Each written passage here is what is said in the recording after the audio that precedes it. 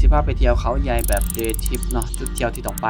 เริ่มเที่ยวจากจุดใดก่อนไปหาจุดใดใครอยากรู้คลิปนี้มีคำตอบขอกันทางแต่เช้าเพื่อซ้ำหอดเนาะซึ่งจุดที่คอยเข้าไปทางเขาใหญ่ก็จะเป็นจุดที่อยู่ฝั่งปราจีนบุรีคอยก็เข้าไปทางด่านปราจีนเลยจุดแรกที่เข้าไปคือน้ำตกเกี๊ยวนรกระหว่างทางวิวงามแฮงก็จะมีสัตว์ต่างๆออกมาให้เห็นเป็นสวนธรรมชาติอุดมสมบูรณ์หลายต้นไม้เขียวตลอดทางเลยเติมพลังกันเต็มที่เลยจุดต่อไปก็ไปศาลภูเขาเขียวไปแวะขอพรก่อนไปต่อที่ผาเดียวดายย่างไปเบิ่งปลาแล้วก็ไปหอดน้ำผาวิวนิดนึงออกมาเลยก็ขึ้นไปต่ออีกที่ผาตอมใจจุดไฮไลท์เลยคือเขาไข่เจียวกับจุดไทยหูจุดนี้ที่เขาฮิตกันถ้ามาถึงมือสวงเสาที่เห็นทะเลหมอกน้ำแบบคิวใจเรียบร้อยเลยครับก็ไปต่อที่อ่างเก็บน้ำสายสอนไทยหูจุดนิดนึงแล้วก็ไปต่อที่หอเบิงซัดน้องพักซี่จุดนี้เขาสามารถย่างเข้าไปได้อีกเนาะเป็นทางป่าให้ย่างเข้าไปแต่ฝันย่างเข้าไปบนถนนไทยก็ออกมาแล้วเพราะว่ายานเมิดก่อนจุดสุดท้ายก็เป็นจุดชมวิวกิโลเมตร30ก่อนตะเวนตกดินก็ต้องฝ้าวกลับแล้วเพราะว่าเขาปิดประมาณ6 โมงแล้วตอนกลับพักกับวนกลับทางเก่าที่เขามาเลย